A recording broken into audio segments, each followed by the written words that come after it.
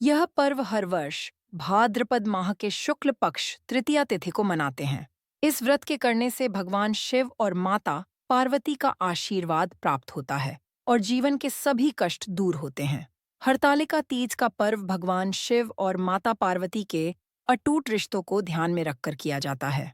इस दिन महिलाएं 16 श्रृंगार करके पूजा अर्चना करती हैं और अखंड सौभाग्य का आशीर्वाद प्राप्त करती हैं।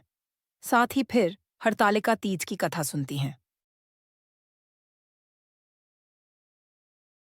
हरतालिका तीज की कथा, जिनके दिव्य केशों पर आकंक के फूलों की माला शोभा देती है और जिन भगवान शंकर के मस्तक पर चंद्र और गले में मुंडों की माला पड़ी हुई है, जो माता पार्वती दिव्य वस्त्रों से तथा भगवान शंकर दिगंबर वेश धारण किए हैं, उन दोनों भवानी शंकर को नमस्कार करता हूँ। कैलाश पर्वत के सुंदर शिखर पर माता पार्वती जी ने महादेव जी से पूछा, हे महेश्वर, मुझसे आप वह गुप्त से गुप्त बातें बताइए जो सभी के लिए सरल और महान फल देने वाली है। नाथ, यदि आप मुझसे प्रसन्न हैं तो आप मुझे दर्शन दें। हे जगतनाथ, आप आदि मध्य और अंत रहित हैं। आपकी माया का कोई पार नहीं है। आपको मैंने किस भांति प्राप्त किया है? कौन से व्रत, तप या दान के पुण्य फल से आप मुझको वर रूप में मिले? महादेव जी बोले, हे देवी, मैं आपके सामने उस व्रत के बारे में कहता हूँ जो परम गुप्त है। जैसे तारागणों में चंद्रमा और ग्रहों में सूर्य, वर्णों में ब्राह्मण, देवताओं में गंगा, पुराणों में महाभारत, वेदों में साम और इंद्रियों में मन श्रेष्ठ है, वैसे ही पुराण और वेद सब में इसका वर्णन आया है, जिसके प्रभाव से तुमको मेरा आधा आसन प्राप्त हुआ है। हे प्रिय, उसी का मैं तुमसे वर्णन करता हूँ। सुनो। भाद्रपद मास के शुक्ल पक्ष की हस्त नक्षत्र के दिन इस व्रत का अनुष्ठान मात्र करने से सभी पाप का नाश हो जाता है। तुमने पहले हिमालय पर्वत पर इसी महान व्रत को किया था, जो मैं तुम्हें सुनाता हूँ। पार्वती जी बोलीं, हे प्रभु, इस व्रत को मैंने किस लिए किया था, यह मुझे सुनने की इच्छा है, सो कृपा करके कहें। शंकर जी बोले, आर्यावर्त में। रवर्त में हिमालय नामक एक महान पर्वत है, जहाँ अनेक प्रकार की भूमि अनेक प्रकार के वृक्षों से सुशोभित है, जो सदैव बर्फ से ढके हुए तथा गंगा की कलकल ध्वनि से शब्दायमान रहता है। हे पार्वती जी, तुमने बाल्यकाल में उसी स्थान पर परम तप किया था और 12 वर्ष तक के महीने में जल में रहकर तथा बैशाख मास में अग्नि में प्रवेश करके तप किया। सावन के महीने में बाहर खुले में निवास कर अन्न त्याग कर तप करती रहीं। तुम्हारे उस कष्ट को देखकर तुम्हारे पिता को बड़ी चिंता हुई। चिंता में वह सोचने लगे कि इस कन्या का विवाह किससे करूं। एक दिन नारद जी वहां आए और देवर्षि नारद ने तुम शैलपुत्री को देखा। तुम्हारे पिता हिमालय ने देवर्षि को अर्घ्य, पाद्य, आसन देकर सम्मान सहित बिठाया और कहा, हे मुनीश्वर, आपने यहाँ तक आने का कष्ट कैसे किया? कहें क्या आज्ञा है? नारद जी बोले, हे गिरिराज, मैं विष्णु भगवान का भेजा हुआ यहाँ आया हूँ। आप अपनी कन्या को उत्तम वर को दान करें। ब्रह्मा, इंद्र, शिव आदि देवताओं में विष्णु भगवान के समान कोई भी उत्तम नहीं है। इसलिए मेरे मत से आप अपनी कन्या का दान भगवान विष्णु को ही दें। हिमालय बोले, यदि भगवान वासुदेव स्वयं ही कन्या को ग्रहण करना चाहते हैं और इस कार्य के लिए ही आपका आगमन हुआ है, तो वह मेरे लिए गौरव की बात है। अवश्य उन्हें ही दूंगा।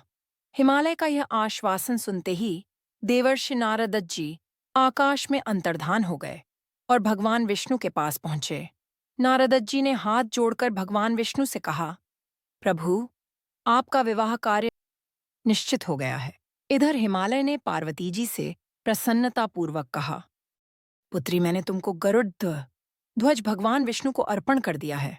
पिता के इन वाक्यों को सुनते ही पार्वती जी अपनी सहेली के घर गईं और पृथ्वी पर गिरकर अत्यंत दुखित होकर विलाप करने लगीं। उनको विलाप करते हुए देखकर सखी बोली, हे देवी, तुम किस कारण से दुखी हो, मुझे बताओ, मैं अवश्य ही तुम्हारी इच्छा पूरी करूंगी। पार्वती बोली, हे सखी, सुन, मेरी जो मन की अभिलाषा है सुनाती हूँ। मैं महादेव जी को वरण करना चाहती हूँ। मेरे इस कार्य को पिताजी ने बिगाड़ना चाहा है, इसलिए मैं निस्संदेह इस शरीर का त्याग करूंगी।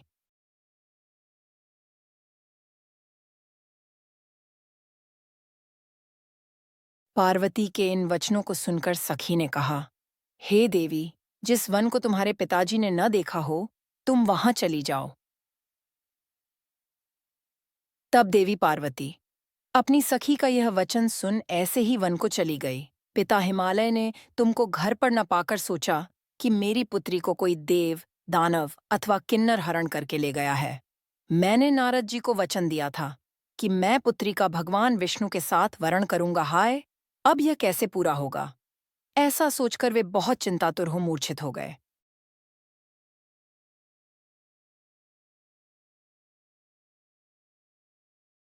तब सब लोग हाहाकार करते हुए दौड़े और मूर्छा दूर होने पर गिरिराज से बोले कि हमें आप अपनी मूर्छा का कारण बताओ।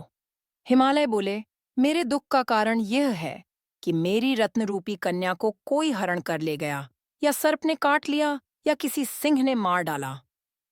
वह न जाने कहाँ चली गई, या उसे किसी राक्षस ने मार डाला है। इस प्रकार कहकर गिरिराज दुखित होकर ऐसे कांपने लगे जैसे तीव्र वायु के चलने पर कोई वृक्ष कांपता है। तत्पश्चात हे पार्वती, तुम्हें गिरिराज साथियों सहित घने जंगल में ढूंढने निकले। तुम भी सखी के साथ भयानक जंगल में घूमती हुई वन में एक नदी के तट पर एक गुफा में पहुंची। उस गुफा में तुम अपनी सखी के साथ प्रवेश कर गईं, जहां तुम अन्न जल का त्याग करके बालू का लिंग बनाकर मेरी आराधना करती रहीं। उस समय पर भाद्रपद मास की हस्त नक्षत्र युक्त तृतीया के दिन तुमने मेरा विधि विधान से पूजन किया तथा रात्रि को गीत गायन करते हुए जागरण किया। तुम्हारे उस महाव्रत के प्रभाव से मेरा आसन डोलने लगा। मैं उसी स्थान पर आ गया जहां तुम और तुम्हारी सखी दोनों थीं।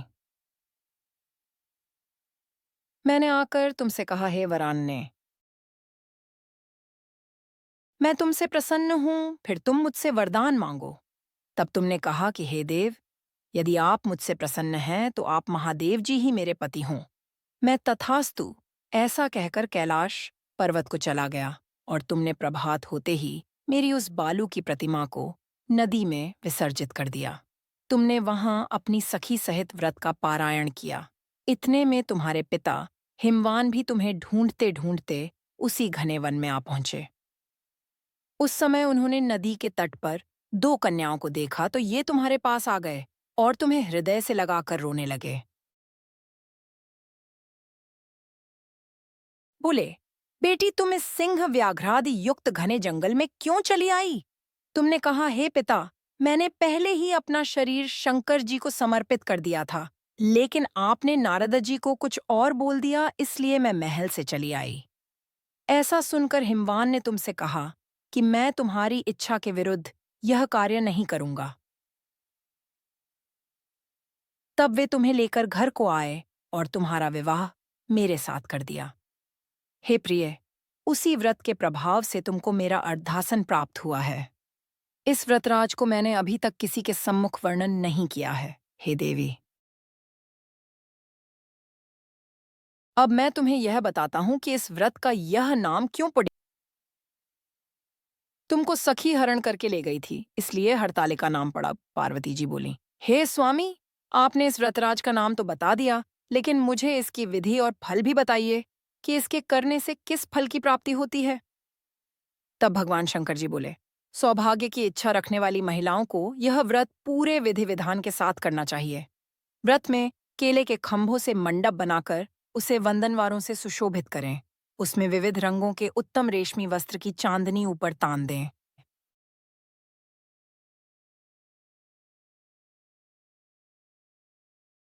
चंदन आदि सुगंधित द्रव्यों का लेपन करके महिलाएं एकत्रित हों। शंख, भेरी, मृदंग आदि बजावें। विधिपूर्वक मंगलाचार करके श्री गौरी शंकर की बालू निर्मित प्रतिमा स्थापित करें। फिर भगवान शिव, पार्वती जी का गंध, धूप, पुष्प आदि से विधिपूर्वक पूजन करें। अनेकों नैवेद्यों का भोग लगावें और रात्रि को जागरण करें। नारियल, सुपारी, जंबारी, नींबू, लौंग, अनार, नारंगी आदि ऋतुफलों तथा फूलों को एकत्रित करके धूप दीप आदि से पूजन करके कहें, हे कल्याण स्वरूप शिव, हे मंगल रूप शिव, हे मंगल रूप महेश्वरी, हे शिवे। सब कामनाओं को देने वाली देवी कल्याण रूप तुम्हें नमस्कार है। कल्याण स्वरूप माता पार्वती हम तुम्हें नमस्कार करते हैं। भगवान शंकर जी को सदैव नमस्कार करते हैं। हे ब्रह्म रूपिणी जगत का पालन करने वाली माँ, आपको नमस्कार है। हे सिंहवाहिनी, मैं सांसारिक भय से व्याकुल हूँ, तुम मेरी रक्षा करो। हे महेश्वरी, मैंने इसी अभिलाषा से आपका पूजन किया है। हे पार्वती माता, आप मेरे ऊपर प्रसन्न होकर मुझे सुख और सौभाग्य प्रदान कीजिए। इस प्रकार के शब्दों द्वारा उमा सहित शंकर जी का पूजन करें।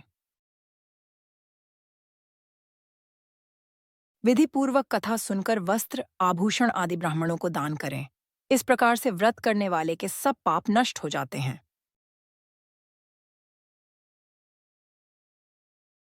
हमारे YouTube चैनल आस्था एक भक्ति पर ऐसे और भी वीडियोस को देखने के लिए चैनल को सब्सक्राइब ज़रूर करें और बेल आइकन को ज़रूर दबाएं।